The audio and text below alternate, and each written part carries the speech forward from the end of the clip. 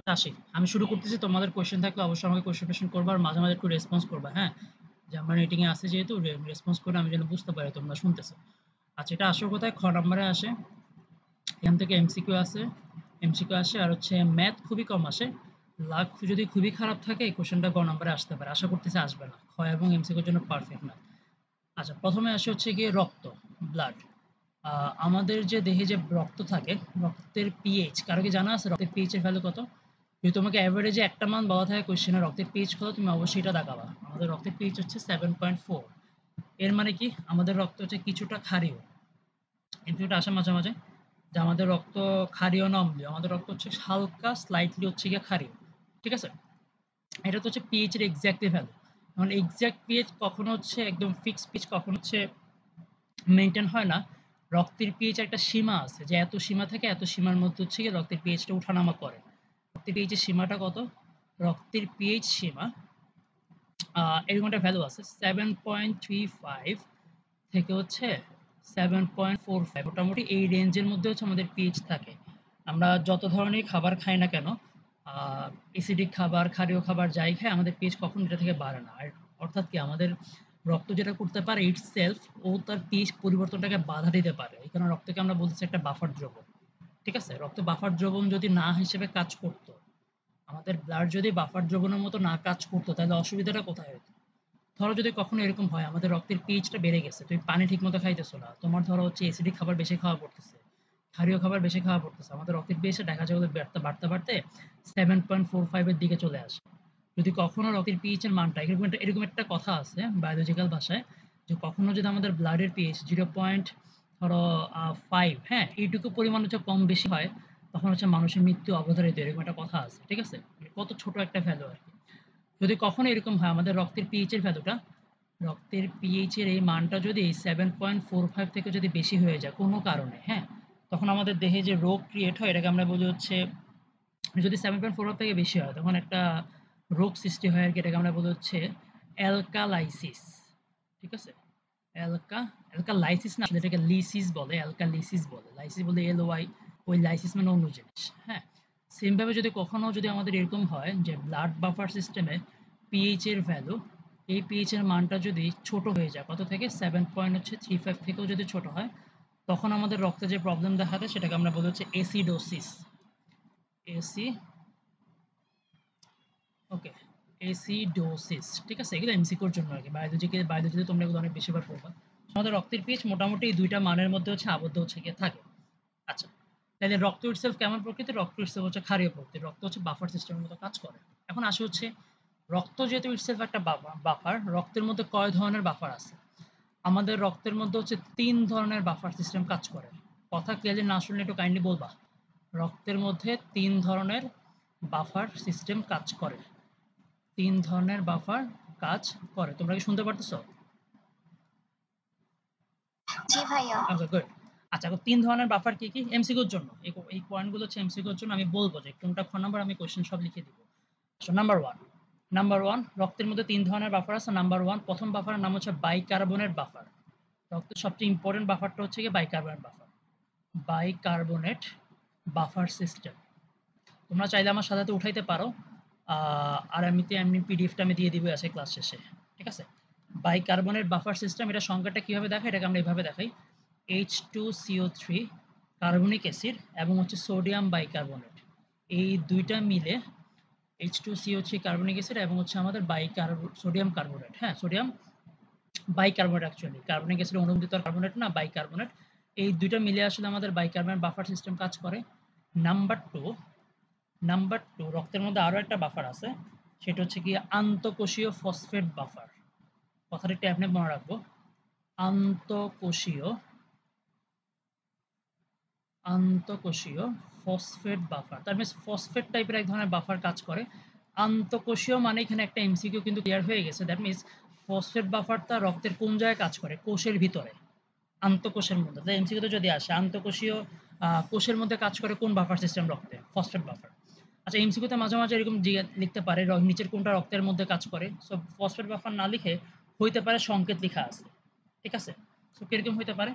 Phosphate বাফারের আসলে সংকেত অনেকভাবে প্রকাশ করা যায়। তুমি এটা মনে রাখতে পারো। Na2H PO4 সোডিয়াম বাইফসফেট এবং এটার সাথে যদি NaH2PO4 এই দুইটার যদি মিশ্রণ থাকে তখন সেটাকে আমরা বলি হচ্ছে ফসফেট বাফার। এমসিকিউর জন্য সর্বোচ্চ। এখান থেকে আরেকটা এমসিকিউ বের করা যায় যে ফসফেট বাফারটা সবসময় হচ্ছে গিয়ে কোথায় কাজ করে? কোষের মধ্যে কাজ করে। ঠিক আছে? আচ্ছা, নাম্বার 3 আরেকটা এমসিকিউ, রক্তের মধ্যে ৩ ধরনের বাফার কাজ করে। আরেকটা বাফার হচ্ছে গিয়ে প্রোটিন বাফার। রক্তের ৩ নাম্বার বাফারের নাম হচ্ছে প্রোটিন বাফার। এমসিকিউর জন্য এরকম রাখলে চলে। আচ্ছা, প্রোটিন বাফার নিয়ে একটা কথা বলা যেতে পারে। প্রোটিন বাফারটা আসলে কিসের সমন্বয়ে গঠিত হয়? এটা বইয়ে নাই, বাট আমি একটু পড়াই। আমাদের রক্তে যে তোমরা পড়ছো না অনুচক্রিকা, হোয়াইট ব্লাড সেল, তারপর আরবিসি, ডাব্লিউবিসি, রক্তের আরেকটা অংশ থাকে সেটাকে আমরা প্লাজমা বলি। প্লাজমা প্রোটিনের নাম শুনছো? ব্লাডের মধ্যে থাকে যে? জি ভাইয়া। ওকে, ফাইন। তাহলে এই প্লাজমা প্রোটিনটা অ্যাকচুয়ালি প্রোটিন বাফার তৈরি করে। নট অনলি প্লাজমা প্রোটিন, এটার সাথে আরেকটা জিনিস মিক্স হয়। সেটা হচ্ছে প্লাজমা এবং হচ্ছে গিয়ে আমাদের ব্লাডে যে হিমোগ্লোবিন থাকে, বুঝছো? এই প্লাজমা এবং হিমোগ্লোবিন এই ২ টা মিলে হচ্ছে গিয়ে প্রোটিন বাফারটা ফর্ম করে। জাস্ট আমাদের কেমিস্ট্রির জন্য এমসিকিউটা মনে রাখলে চলে। যে প্রোটিন, প্লাজমা প্রোটিন এবং হচ্ছে হিমোগ্লোবিন মিলে যে বাফার সিস্টেম তৈরি করে তাকে আমরা বলি প্রোটিন বাফার। আচ্ছা, এখন ধরো একটা এমসিকিউতে এরকম আসে যে আমাদের রক্তে যে প্লাজমা তরল থাকে, সেই প্লাজমা তরলের মধ্যে কোন বাফার কাজ করে? অবশ্যই তুমি বলবা কি? Protein buffer. যেহেতু ফসফেট বাফারটা থাকে হচ্ছে কোষের ভিতরে, তার মানে এটা কিন্তু হচ্ছে প্লাজমা প্রোটিনে বা প্লাজমা বাফার তৈরিতে কোনো ভূমিকা কিন্তু নাই। ঠিক আছে? তাইলে আন্তঃকোষীয় এবং ফসফেট বাফার নিয়ে এমসিকিউ আসলে আমরা পারবো। আচ্ছা, আমাদের পড়ার জায়গাটা কোনটা? আমাদের মেইনলি পড়ার সিস্টেম হচ্ছে যে বাইকার্বনেট বাফারটা আসলে কেমনে ক্রিয়া করে, এই ক্রিয়াটা আমাদেরকে একটু দেখা লাগবে। ঠিক আছে? আমরা চলে আসবো হচ্ছে এটাতে, এটা পড়লে বাফার শেষ।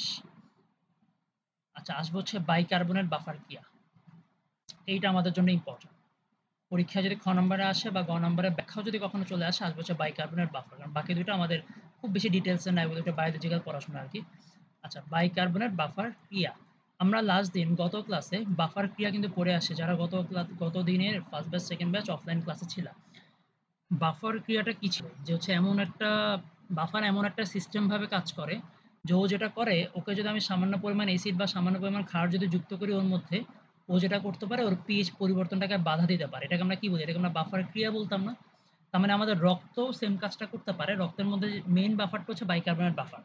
ও যেটা করে, রক্তের প্রধান বাফার হচ্ছে বাইকার্বনেট বাফার। ও যেটা করতে পারে, যদি কখনো তুমি অ্যাসিডিক খাবার খাও বা তুমি যদি কখনো ক্ষারীয় খাবার খাও, এই বাইকার্বনেট বাফারটা এমনভাবে কাজ করে যেন ও তোমার পিএইচ পরিবর্তনটাকে চেঞ্জ হতে দেয় না। সবসময় পিএইচটাকে 7.35 থেকে 7.45 এর মধ্যেই রাখে। তো কোশ্চেন আসতে পারে কিভাবে কাজ করে? তোমাদেরকে আমি একটু আগেই বলছি যে বাইকার্বনেট বাফারের মধ্যে ২ টা জিনিস কাজ করে। একটা হচ্ছে কার্বনিক অ্যাসিড। কার্বনিক অ্যাসিড হচ্ছে একটা দুর্বল অম্ল এবং এর মধ্যে থাকে হচ্ছে সোডিয়াম বাইকার্বনেট। আমরা এই যে এটা এক্সাম্পল আমি তোমাদেরকে দেখাইছিলাম। আমি কালারটা একটু চেঞ্জ করে নিই। তোমাদেরকে বাফারের এক্সাম্পল দেখানোর সময় আমি এই এক্সাম্পলটা তোমাদেরকে দেখাই দিচ্ছিলাম। সেটা হচ্ছে কেমনে? এই যে এখানে আসো। ঠিক আছে? আ থাকে কি বাইকার্বনেট বাফারের মধ্যে কার্বনিক অ্যাসিড। কার্বনিক অ্যাসিড কিন্তু একটা দুর্বল অম্ল। আমরা এটা পড়ে আসছি। দুর্বল অ্যাসিড। কার্বনিকের আশেপাশে যারা থাকে সবাই দুর্বল। তাহলে এখান থেকে এটার অনুবন্ধী কোনটা? বাইকার্বনেট। তাহলে এটাকে যদি আমরা লবণ ফর্ম করি, সোডিয়াম বাইকার্বনেট, এটা হচ্ছে কি? ওই দুর্বল অ্যাসিডের অনুবন্ধীর লবণ। আমরা পড়ে আসছি যে আসলে অনুবন্ধীর লবণ থাকাটার চাইতে অনুবন্ধীটা থাকলে আসলে চলে। অনুবন্ধীর লবণ এই মিশ্রণটা যখন থাকে তখন এটা হচ্ছে একটা বাফার সিস্টেমের মতো কাজ করে। কোশ্চেন আসতে পারে যে ভাই বাফার সিস্টেমের মধ্যে আমরা তো বাফার ক্রিয়াটা পড়ে আসছি। এখানে কি রিঅ্যাকশন আসলে হয়? রিঅ্যাকশনটা হচ্ছে কি? রিঅ্যাকশনটা হচ্ছে গিয়ে এরকম। যেমন ধরো তুমি যখন বা রক্তের মধ্যে যাবা, কার্বনিক অ্যাসিড যেহেতু দুর্বল, তাহলে ওই যে বাফার ক্রিয়ার বিক্রিয়াগুলোর মতো একদম ইজি বিক্রিয়া। এটা যখন হচ্ছে ভাঙবে, ও তো হচ্ছে দুর্বল অ্যাসিড। তাহলে ও কি উভমুখী বিক্রিয়া আকারে ভাঙবে। মানে এখান থেকে ভাঙলে তুমি কি পাবা?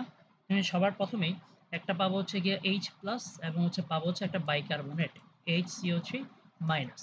সেম ভাবে যেহেতু আমার কাছে একটা লবণ আছে সোডিয়াম বাইকার্বনেট NaHCO3, এটাকে যখন আমরা ভাঙাবো আমরা জানি যে যেকোনো লবণে কি হয়? তীব্রভাবে অতিরিক্ত পরিমাণে বিয়োজিত হইতে পারে। তাহলে এটাকে যখন আমরা ভাঙাবো আমরা কি পাবো? সোডিয়াম প্লাস এবং হচ্ছে বাইকার্বনেট আয়ন। আমরা কি এটুকু বুঝছি? জি ভাইয়া। ওকে, ফাইন। এখন তারপর বাফার সিস্টেম আমরা কি পড়ে আসি? বাফার ক্রিয়ার মধ্যে কেমনে কাজ করে? আমরা কি করতাম? প্রথমে সামান্য এসিড যোগ করে দেখতাম যে বাফারটা কেমনে কাজ করতেছে। এরপর আমরা ক্ষার যোগ করে দেখতাম যে বাফারটা আদৌ কাজ করতেছে কিনা, বা বাফার সিস্টেম কি পিএইচটা কি পরিবর্তন হইতে বাধা দিচ্ছে কিনা। সহজে দেখে এটা কিভাবে পড়া যায়?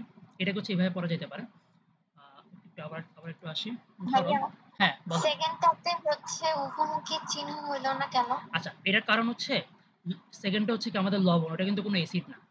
মনে রাখতে হবে যে কোনো লবণ হচ্ছে তীব্রভাবে বিয়োজিত হয়। আমরা যত ধরনের লবণ নিয়ে কাজ করি ম্যাক্সিমাম লবণই হচ্ছে এগুলো তীব্র পরিমাণে বিয়োজিত হয়।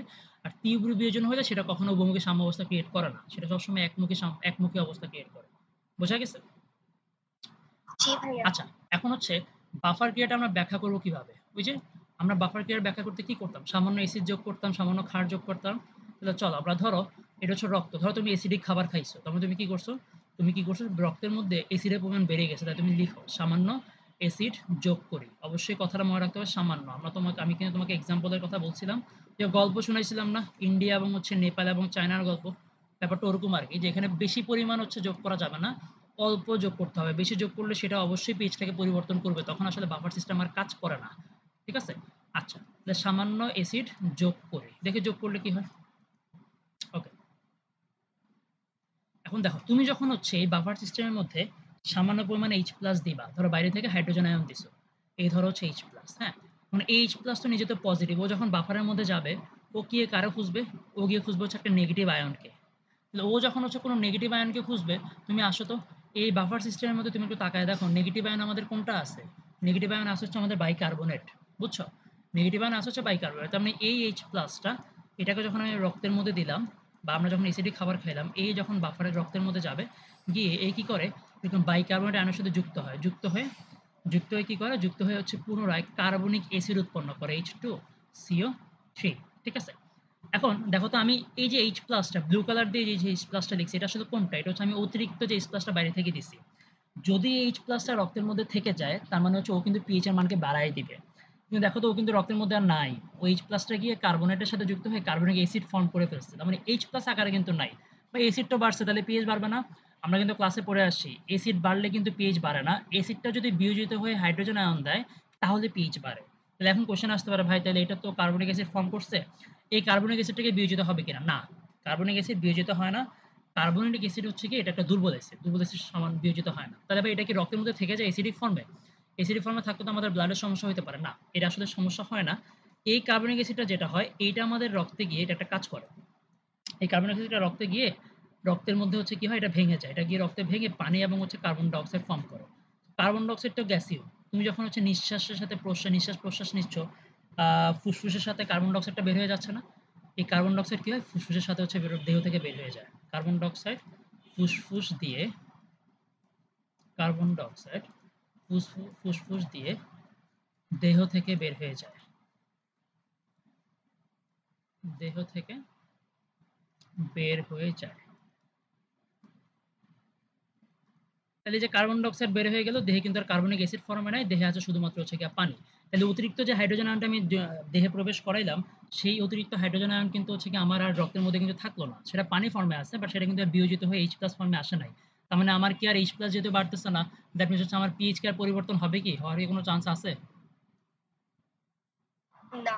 না। আচ্ছা সেম ভাবে তুমি চিন্তা করো তো, ধরো আমি যদি একটা কাজ করি যে ভাই আমরা ধরেন এসিড না দিয়ে যদি হচ্ছে আমরা কোনো ক্ষারীয় খাবার যদি খাই, ক্ষারীয় খাবার খেলে তখন কি হবে? সিমিলার টাইপের একটা কনসেপ্ট। আসো, এটা যদি আমি এখানেই শেষ করি, এই পেজে যদি শেষ করে দিই। একটু দাঁড়াও।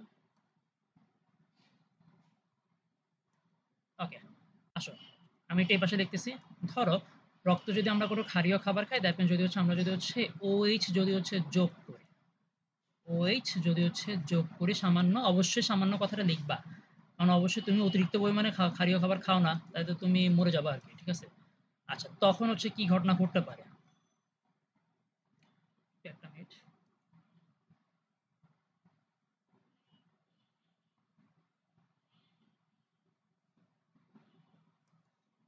আচ্ছা আসি। না আমি যদি হচ্ছে ক্ষারীয় খাবার খাই তখন কি ঘটতে পারে? ক্ষারীয় খাবার খাওয়া মানে তুমি আসলে কি করতেছো? ক্ষারীয় খাবার খাওয়া মানে হচ্ছে তুমি দেহের মধ্যে বা রক্তের মধ্যে OH আয়ন যুক্ত করতেছো। তাহলে OH আয়ন যখন হচ্ছে রক্তে যাবে ও তো নেগেটিভ। ও যখন ব্লাডে যাবে, ও ব্লাডে গিয়ে কার সাথে যুক্ত হতে যাবে? পজিটিভ কারোর সাথে না। ও যখন রক্তের মধ্যে যাবে, একটু আগে আমরা এই যে রক্তের বিক্রিয়া লিখে রাখছি ব্লাক কালারে। সো এখানে ও গিয়ে দেখবে পজিটিভ আয়ন আছে হচ্ছে আমার কাছে ২ টা। একটা H+ আরেকটা হচ্ছে সোডিয়াম প্লাস। সোডিয়ামের সাথে যদি OH যুক্ত হয় সেটা তো আবার ক্ষারই ফর্ম করতেছে। তাই তো আর হইল না। তাহলে ও যুক্ত হবে কার সাথে? ও গিয়ে যুক্ত হবে হচ্ছে H+ এর সাথে। সো যখন H+ এর সাথে যুক্ত হবে, যুক্ত হয়ে কি উৎপন্ন করে? যুক্ত হয়ে উৎপন্ন হচ্ছে গিয়ে পানি। আচ্ছা, এখন পানি যখন উৎপন্ন হইল, পানি যখন উৎপন্ন হইল এই OH যুক্ত করতেছে। তার মানে এটা আসলে কি করে? এই যে উপরে যে বিক্রিয়াটা আছে না? এই যে উপরে যে বাফারের যে বিক্রিয়াটা আমরা পড়ে আসি, এই OH যখন হচ্ছে আমরা এখানে দিছিলাম, এই OH-টা এইটা এসে আসে, এসে H+ এর সাথে যুক্ত হয়ে এখান থেকে পানি আকারে হচ্ছে গিয়ে বের হয়ে যায়। তোমরা কি খেয়াল করছো এই এফেক্টটা কোন বিক্রিয়া গিয়ে পড়ছে? প্রথম বিক্রিয়ায় না? উভমুখী বিক্রিয়াটার মধ্যে।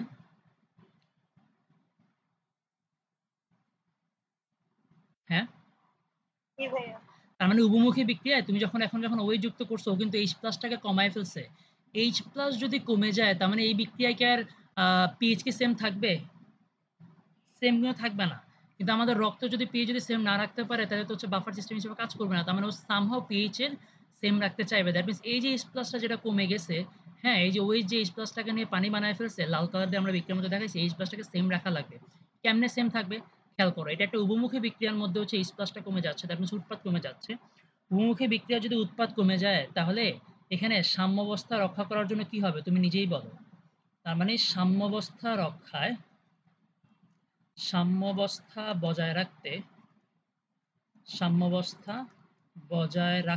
বজায় রাখার জন্য এটা যদি উভমুখী বিক্রিয়া, কোন নীতি অনুসরণ হবে বলো? লা-শাতেলিয়ার নীতি অনুসরণ হবে কিনা? লা-শাতেলিয়ার নীতি অনুসারে অনুসারে কি হইতে পারে? যেহেতু উভমুখী বিক্রিয়া তোমার H+ টা কমে যাচ্ছে, লা-শাতেলিয়ার নীতি অনুসারে এই যে কার্বনিক অ্যাসিড যে আছে, ও যখন দেখবে আয় হায় আমার এই বিক্রিয়ার মধ্যে উভমুখী অবস্থায় হাইড্রোজেন আয়নটা কেউ একজন নিয়ে চলে গেছে, তার মানে আমাকে হাইড্রোজেন আয়নটা কি করতে হবে? এটা ব্যালেন্স করতে হবে। তাহলে ও কিছু পরিমাণ, অল্প পরিমাণ, যেহেতু এটা দুর্বল যে খুব বেশি একটা ভাঙতে হবে না, অল্প পরিমাণ হাইড্রোজেন আয়ন দিয়ে ওই যে অতিরিক্ত যে হাইড্রোজেন আয়নটা কমে গেছিল, অতিরিক্ত ওই যে যেই পরিমাণ হাইড্রোজেনের ঘাটতি দেখা দিচ্ছিল, ওইটাকে ব্যালেন্স করে ফেলে। ঠিক আছে? বুঝতে পারছো? তার মানে লা-শাতেলি অনুসারে হাইড্রোজেন আয়ন সামান্য দিয়ে সামান্য দিয়ে হ্যাঁ, pH কে অপরিবর্তিত রাখে। pH ভাইয়া আবার একটু বুঝিয়ে দেবেন। আচ্ছা, আরেকবার বোঝাচ্ছি। pH অপরিবর্তিত রাখে। pH অপরিবর্তিত রাখে। আচ্ছা, আমি শুরু থেকে এটা আরেকবার বোঝাই। প্রথম কথা হচ্ছে, রক্তের মধ্যে বাফার সিস্টেম কাজ করে হচ্ছে গিয়ে ৩টা। হ্যাঁ? আমরা বাইকার্বের বাফারটা নিয়ে বেসিক্যালি কথা বলতেছি। পরীক্ষায় এরকম আসে যে রক্তের বাফার ক্রিয়া ব্যাখ্যা করো। ঠিক আছে? এরকম কোশ্চেন আসলে আমরা কি করব? নিশ্চয়ই তুমি তখন বাফার ক্রিয়া সব ব্যাখ্যা করবা না। বাইকামের বাফার ক্রিয়াটা ব্যাখ্যা করবা আরকি। হ্যাঁ? বাকিগুলো হচ্ছে এমসিকিউর জন্য। তাহলে এখন তুমি ১ম এ বাফার ক্রিয়ার বিক্রিয়াটা লিখলা। তুমি কি করছো? সামান্য এসিড যোগ করে দেখছো যে আচ্ছা ফাইন। এসিড যোগ করলে সেই H+ টা যে অতিরিক্ত এসিডটা আছে সেটা যদি আমার রক্তের মধ্যে থেকে যায় তাহলে সেটা আমার pH কে পরিবর্তন করবে। কিন্তু সেটা আসলে রক্তের মধ্যে থাকে না। ওইটা যেটা করে, রক্তের বাইকার্বনেট আয়নের সাথে যুক্ত হয়ে কার্বনিক অ্যাসিড ফর্ম করে। যেই কার্বনিক অ্যাসিড ভেঙে গিয়ে পানি এবং কার্বন ডাই অক্সাইড ফর্ম করে, আর এই কার্বন ডাই অক্সাইড দেহ থেকে ফুসফুসের মাধ্যমে বের হয়ে যায়। তাইলে এই অতিরিক্ত অ্যাসিড যোগ করলে সেটা আসলে কোনো ইফেক্টই ফেলবে না, আমার pH সেম থাকবে। ঠিক আছে? এখানে লিখে দেই। সুতরাং pH সেম থাকে।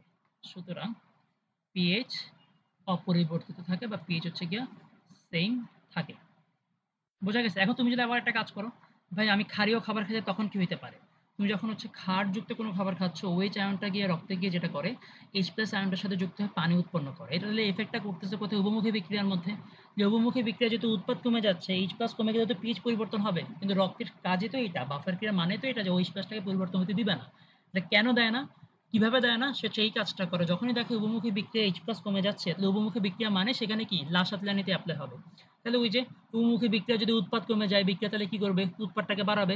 তাহলে এই কার্বনিক অ্যাসিড যেটা দুর্বল বিয়োজিত, এটা সামান্য বিয়োজিত হয়ে যতটুকু H+ কে ওই OH- নিয়ে চলে গেছিল, ওই সামান্য বিয়োজিত হয়ে H+ টা দিয়ে আবার হচ্ছে H+ এর পরিমাণ সেম রেখে আমার pH টাকে সেম রাখে। তার মানে কি? এভাবে হচ্ছে রক্তে তুমি এসিডিক খাবার খাও আর ক্ষারীয় খাবার খাও, রক্তের pH হচ্ছে অপরিবর্তিত থাকে, পরিবর্তিত হয় না। পরীক্ষায় যদি আসে রক্তে বাফার ক্রিয়া ব্যাখ্যা করো, পারবো আমরা?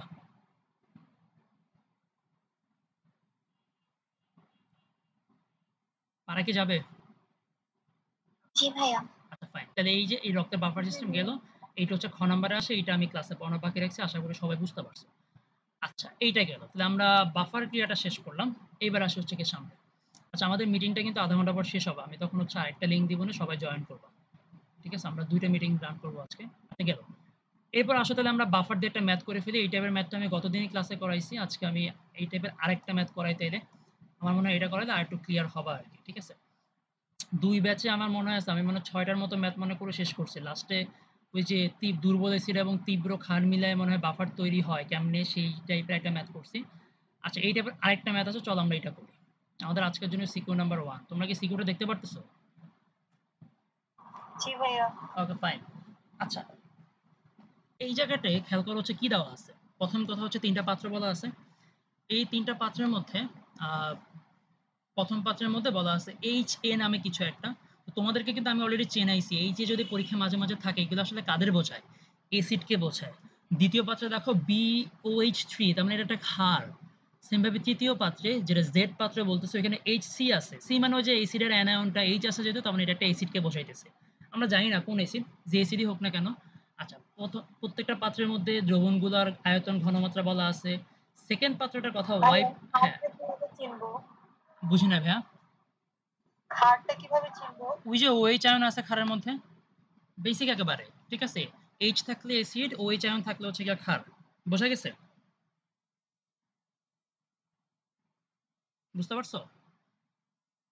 জি ভাইয়া। আচ্ছা ফাইন। এখন হচ্ছে প্রত্যেকটা পাত্রের জন্য দেখো তোমাকে হচ্ছে গিয়ে আয়তন ঘনমাত্রা দেওয়া আছে। এক্স পাত্র জেড পাত্র দুইটাই যেটা অ্যাসিড, সেখানে কিন্তু তোমাকে বিয়োজন ধ্রুবক বলা আছে Ka। এটা দেখে তুমি সাথে সাথে কি বলতে পারবা? দ্যাট মিনস এই দুটো হচ্ছে গিয়ে দুর্বল। দুর্বল হোক আর তীব্র হোক, তোমাকে এগুলোকে দুর্বলের ফর্মুলা দিয়ে ম্যাথ করা লাগবে, যেহেতু বিয়োজন ধ্রুবক বলা আছে। আমরা কিন্তু শিখে আসি বিয়োজন ধ্রুবক বলা থাকে কাদের জন্য? দুর্বল অ্যাসিড বা ক্ষারের জন্য। ওয়াই পাত্রের মধ্যে বলা আছে যে এখানে যে অজানা ক্ষারটা আছে সেটা একটা তীব্র ক্ষার। ফাইন। এবার ডান পাশে আসো, দেখো এখানে ডি বলে একটা কথা লেখা আছে, যে ডি মানে হচ্ছে ওয়াই এবং জেড পাত্র, ওয়াই এবং এক্স এবং ওয়াই পাত্রটাকে আমরা মিক্স করবো, এই মিশ্রণটাকে আমরা বলতেছি ডি মিশ্রণ। আর ওয়াই এবং জেড পাত্রটাকে যদি আমরা মিশ্রণ করি এটাকে আমরা বলতেছি হচ্ছে ই মিশ্রণ। ফাইন, এটা হচ্ছে আমার উদ্দীপক। এবার আসো কোয়েশ্চেনে, ডান দিকে তাকাই। কোয়েশ্চেন নাম্বার 1 হচ্ছে ভর ক্রিয়ার সূত্রটা লিখো। আমরা রেগুলার ক্লাসে পড়ে আসছি, ভর ক্রিয়ার সূত্র পড়ে আসছি। পারবো আশা করতেছি। খ নাম্বার ভর ক্রিয়ার সূত্র বলতে কোনটা? ওই যে কেপিকেসির আগে আমরা একটা বেসিক ফর্মুলা পড়ছিলাম না, ওইটাই আর কি।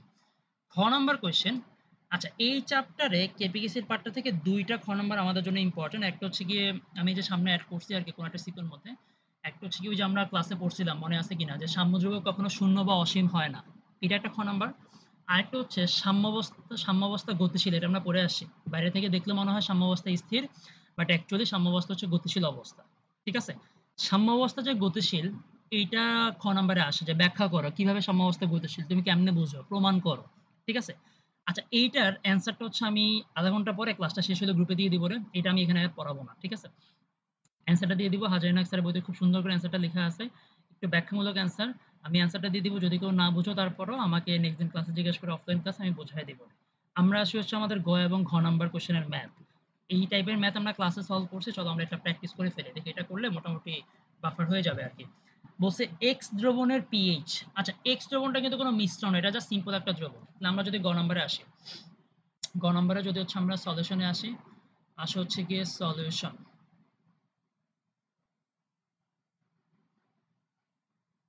ওকে, আসা হচ্ছে কোনটা? গ নাম্বারের জন্য। এখন গ নাম্বারে যখন তুমি কোয়েশ্চেনে যাবা, তোমাকে কি বলা আছে?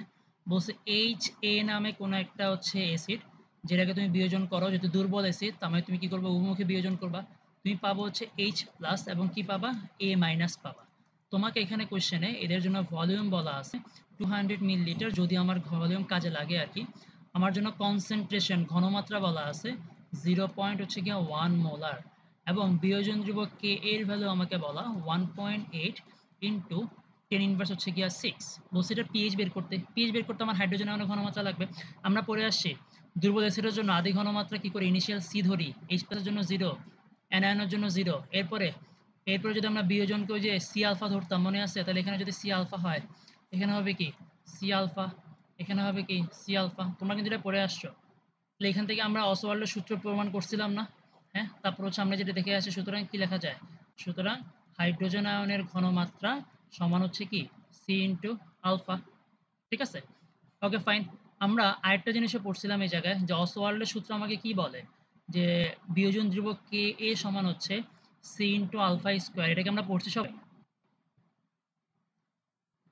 জি ভাইয়া। Okay fine.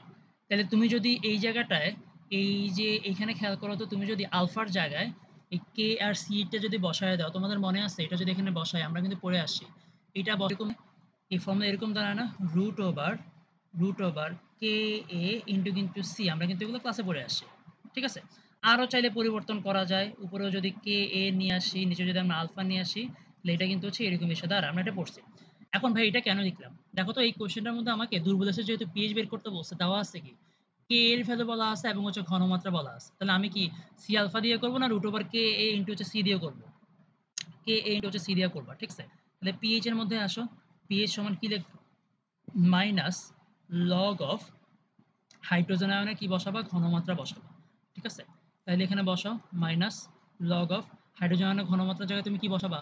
তুমি বসাবো হচ্ছে রুট ওভার কে এ ইনটু হচ্ছে গিয়ে সি। তাহলে তুমি ম্যাথটা করে ফেলো, এখানে বসাও মাইনাস লগ অফ উপরে রুটের ভিতরে এখানে কে এর ভ্যালু বলা আছে কত? 1.8 ইনটু হচ্ছে 10⁻6 ইনটু সি এর ভ্যালু তোমার কোয়েশ্চেনে বলা আছে 0.1 মোলার। বসাইলে তুমি পিএইচ বের করতে পারবা কি পারবা না?